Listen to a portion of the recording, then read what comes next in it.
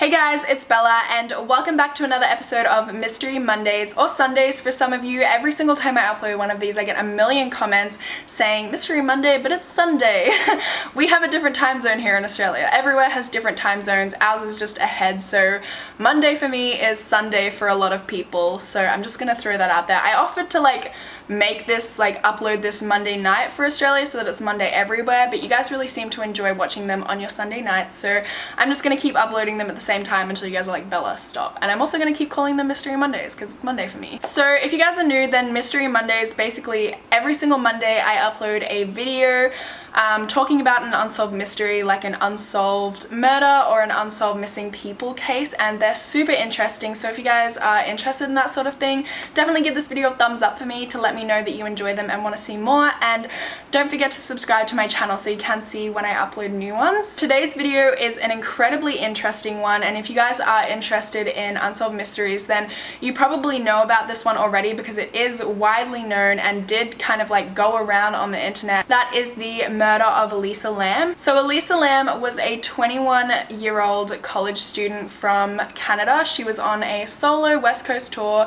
in America, and on the 1st of January she checked into the Cecil hotel, which was located in downtown LA. Originally when Elisa checked in, she was staying in a hostel type room with a whole bunch of other roommates, and they actually ended up having to move her because the roommates were complaining that she was displaying really odd behavior. So they ended up moving her to her own room. This odd behavior can also be seen in a video that actually went pretty viral on the internet, and that is surveillance footage of Elisa in an elevator. So this surveillance footage was pretty weird actually. At first Elisa just gets into the elevator, and then it seems like she's pressing all of the buttons to a whole bunch of floors on the elevator, and then the doors don't close, so she ends up looking outside, coming back in, and then she goes into the corner and is kind of it almost looks like she's hiding in the corner. We have no idea from what or from who, but it just kind of looks like she's hiding. So she then looks outside of the elevator again, and she looks pretty scared to do so, I would say. Then she comes back into the elevator,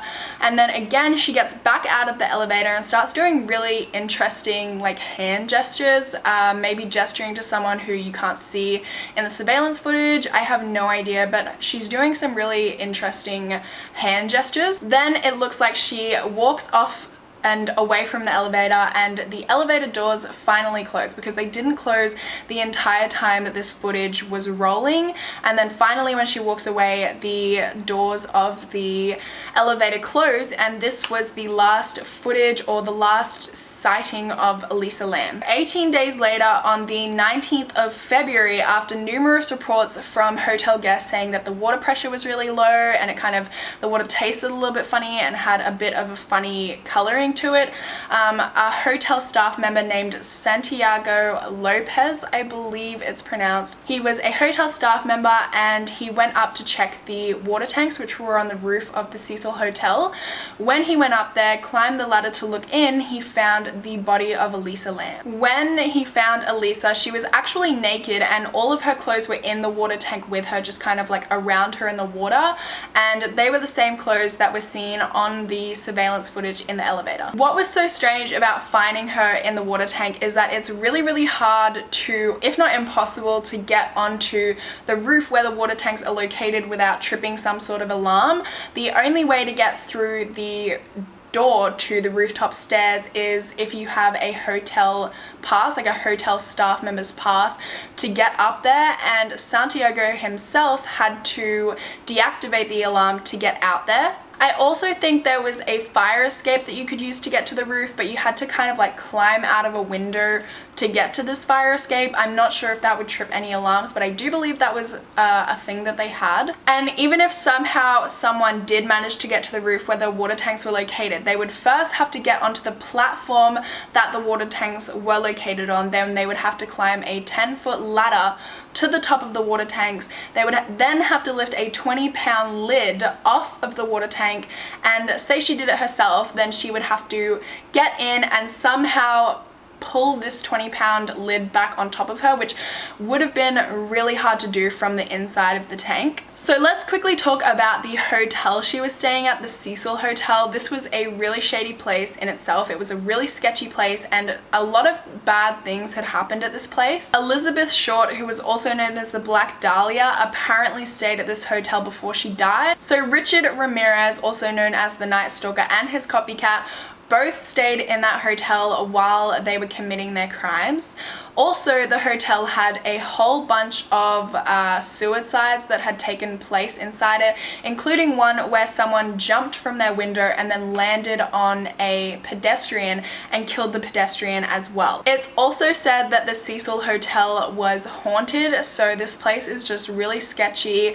A whole lot of bad things have happened in this hotel, and it's just not a very well known, like it's not known in a good light. So that is pretty much all of the information on Elisa Lam's death. So let's just go ahead and get into the theories. There are quite a few theories, and actually a lot of them are pretty interesting and really give you something to think about. So the first theory was that Elisa was on hallucinogens, or she was actually on drugs, which is why she was acting so strangely in the elevator. It could have caused her to hallucinate that there was someone chasing her, for example, and that's why it seemed like she was hiding in the elevator, and she looked out and she was looking around for someone and doing those weird hand gestures, maybe like she was gesturing to someone. So it kind of seems like she could have been hallucinating, but this theory kind of doesn't really make any sense, because there was a toxicology report which said that she had no drugs or alcohol in her system. But Elisa was bipolar, so she could have been having a manic or psychotic episode,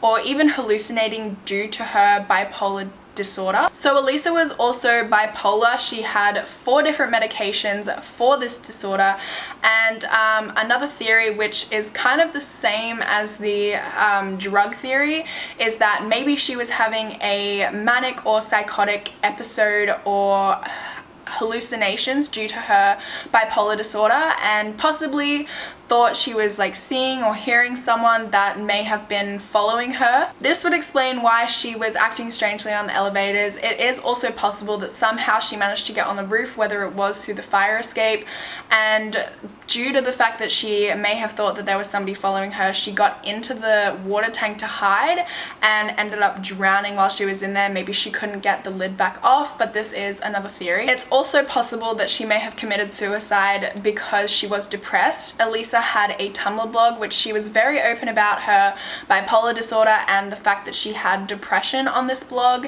and so it is possible that maybe she was depressed, and maybe she was at the same time having an episode and then went up there and drowned herself in the water tank. So that is the first theory. Another theory is that possibly Elisa was murdered. So I'm going to talk about the first theory of murder because there's a few within the murder theory of maybe who murdered her.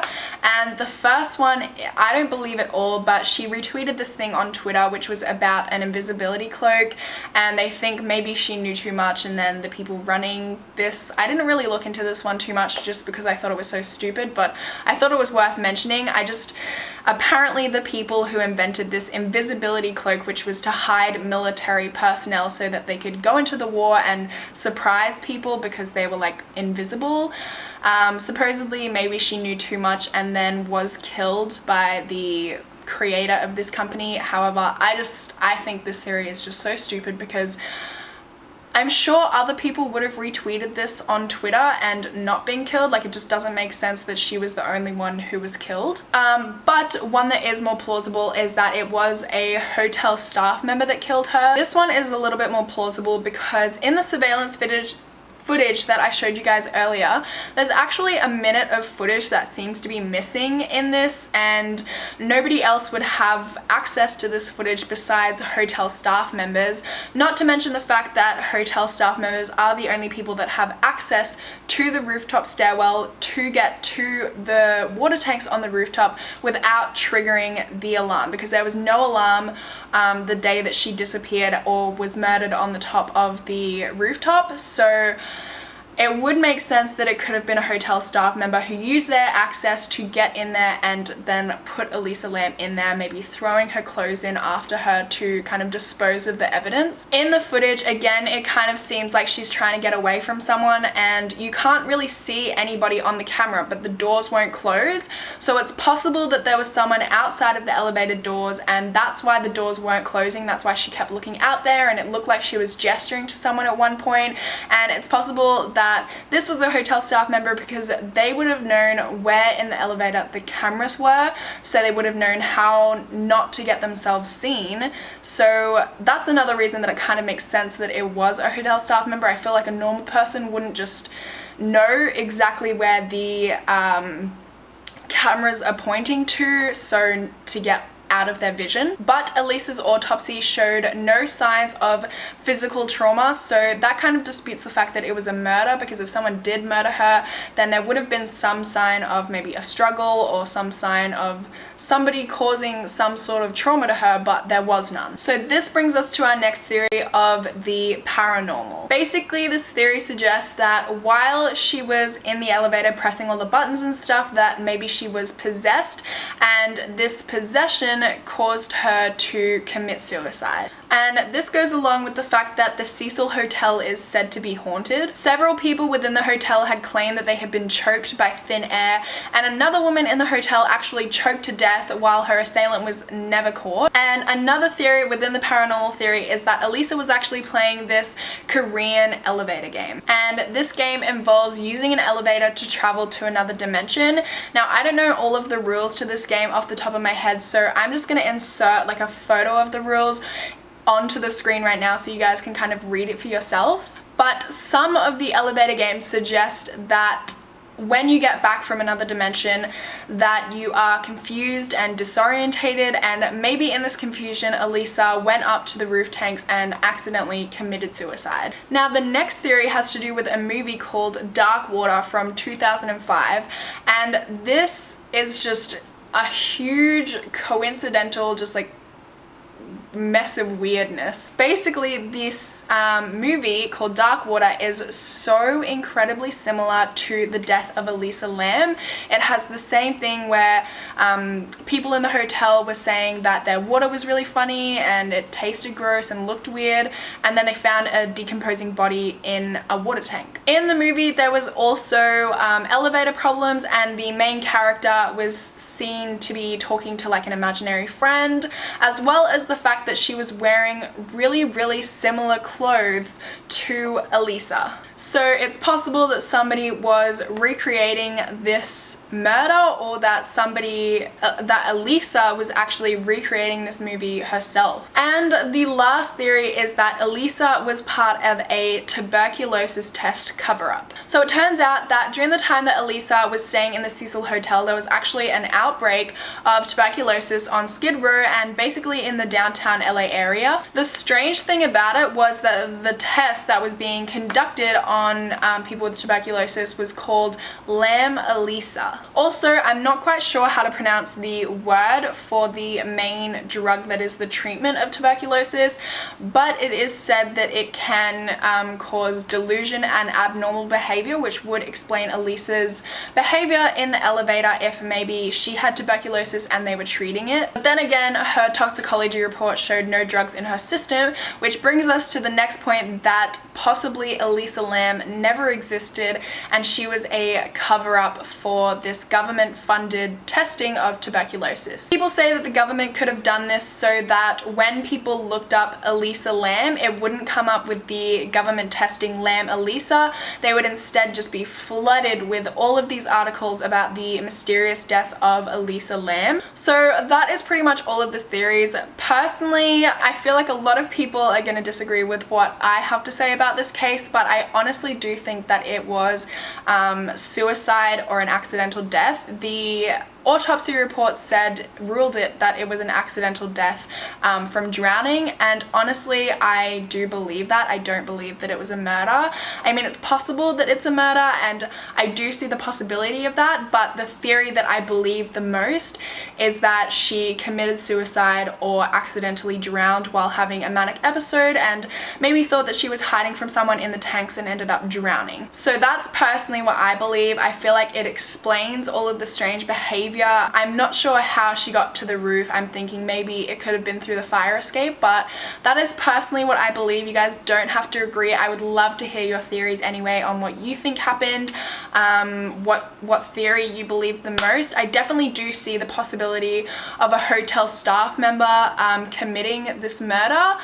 I was torn between those two theories, but I feel like the evidence just points towards a suicide or an accidental drowning because there's no signs of physical trauma on her body. She was acting really strangely in the elevator as if she may have been having an episode of some sort.